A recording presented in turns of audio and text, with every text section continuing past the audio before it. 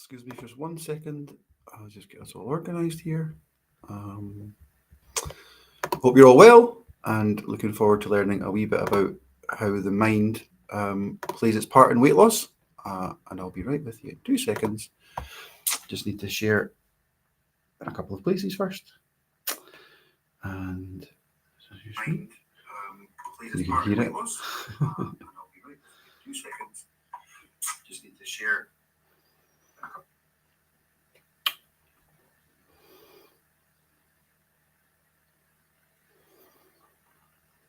There we go.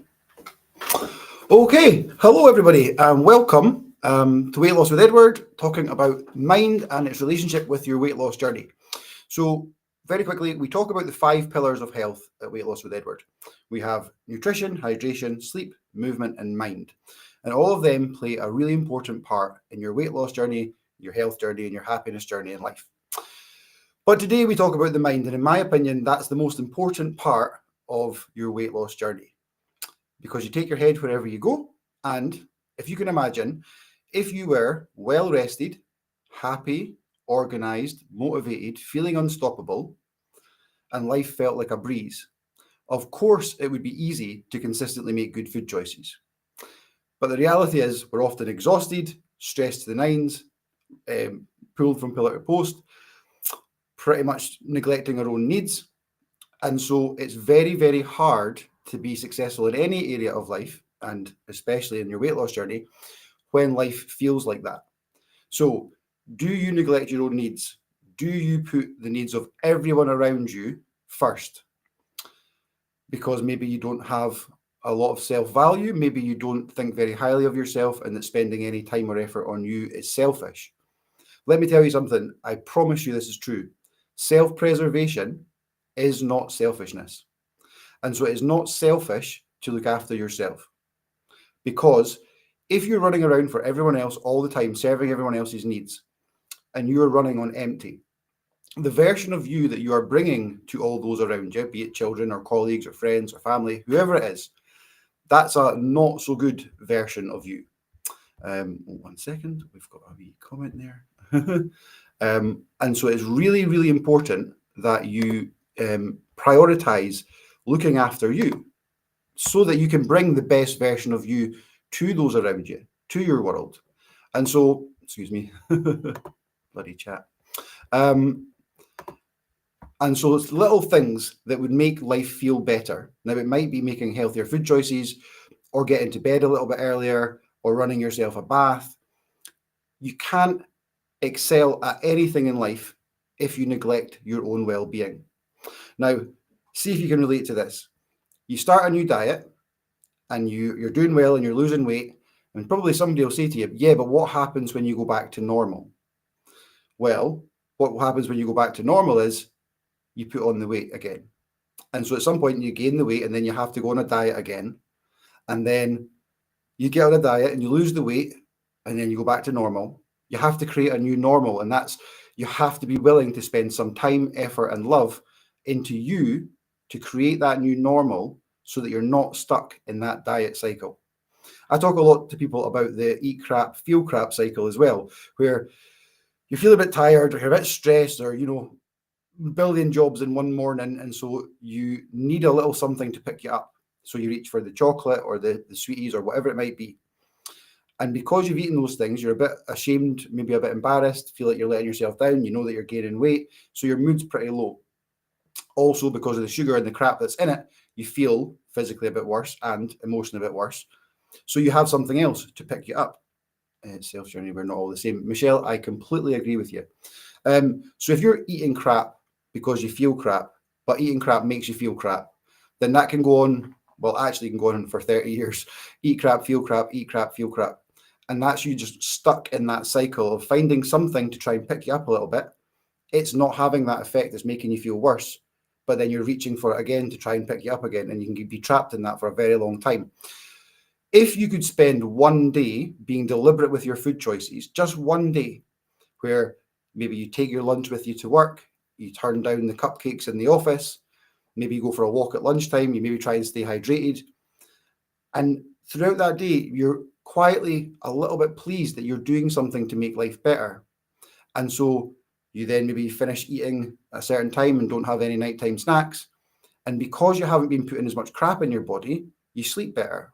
And so because you've slept better and you've eaten less crap that day, not only are you in a better mood, your quality of sleep's better. Sleep helps with weight loss. You get up in the morning and you've lost a pound or two. So you're thinking, wait a minute, maybe I can do this. Maybe I'm not hopeless. And so once you start to see the connection between making good food choices or making good choices and life getting better, there's the motivation to make more good choices. So you start chasing the feeling good. Oh, I've noticed that when I eat less sugar, my skin feels better. Oh, when I eat less stodgy, starchy carbs, my bowels behave better. And I'm doing that. You've taken ownership of your own life. And actually, personal responsibility is not the same as blame. So you don't have to use it as a rod to beat yourself that you've got to a stage where you're slightly overweight. But the reality is, you are the size you deserve to be according to the choices you make. But that's no reason to hate yourself, because what that means is it's in your hands to make it better. Now, there's lots of things in life, maybe a horrible boss or trouble in a relationship or behavioral issues with your children, whatever it might be. Life is not always easy, and we can't always just click our fingers and control and fix those things. An insomniac can't just wish they were a better sleeper and be a good sleeper. However, food and what you choose to put in your mouth is something that you do have at least a physical hand on. You must lift the food and put it into your mouth. So if there was one area of your life that you wanted to take action to make it better, that you had some control over, not always easy, but you at least have some control over that, start there. Start there and realize that when you start making better food choices, life feels a little bit better. You start to look a little bit better. You start to have a bit of a better mood, better sleep. And that taking some control and ownership of your journey and your life can spread into other areas of your life. I know that many people who don't have very high self-worth find it really difficult to say no.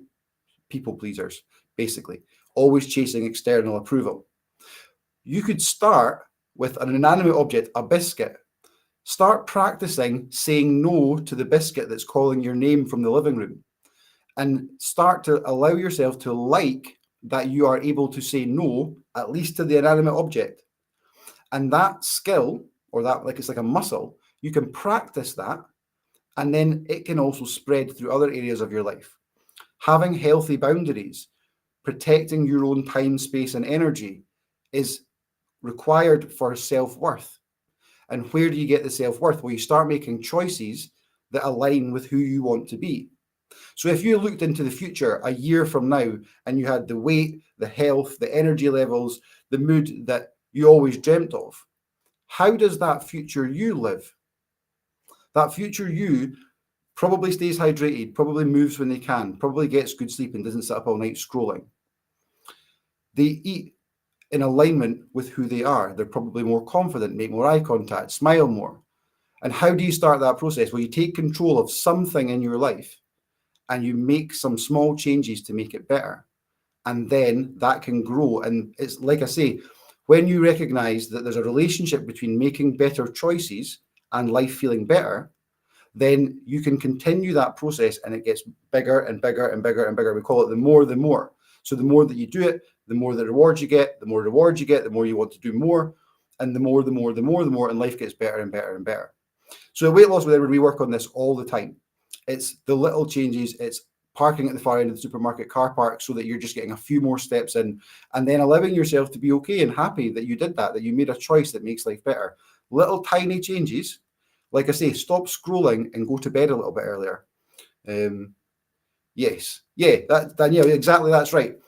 Learn to say no in a really small, safe space, and you will then be able to develop that. And then you find something that's maybe a little bit scarier, but not quite too scary, and then you try it there, and you get more into that. But I'm guilty of this myself. I've been in Poundland and been offered the poppets or whatever they're selling at the counter, and I didn't want to say no, so I bought them. I didn't even want them. It's ridiculous. But you need to have a you that you're willing to defend to be able to say no. If you don't have any value in yourself, you can't, there's nothing to defend. And so we have to build that self up a little bit. And that's what we do at Weight Loss with Edward. And it's the classes, and it's the one-to-one calls, and it's the tracks that we make, and it's the group chat. It's loads of things going on every day that you don't have to take part in, but they're all there. There's a sort of endless amount of support round the clock for you in that way. If you've had a bad night's sleep and you're struggling the next day, there's someone there to say, oh, me too, or I was the same last week. We have a lot of support for that. We have loads of little things, the personal development workshops as well, little exercises or almost like little games that we play, sort of working on these little skills and developing these areas. But if you want some more information, if you want some help with the head side of the weight loss journey and the food side, get in touch. We can have a chat. I can give you some information, some tips. You're welcome to come on board. You don't have to come on board. But we have a lovely little community that are all really supportive. We are there for you. You're no longer walking your journey alone. We get the weight off, but we get all of life feeling better. And that's what it's all about. So speak soon. Enjoy your day. Speak to you later.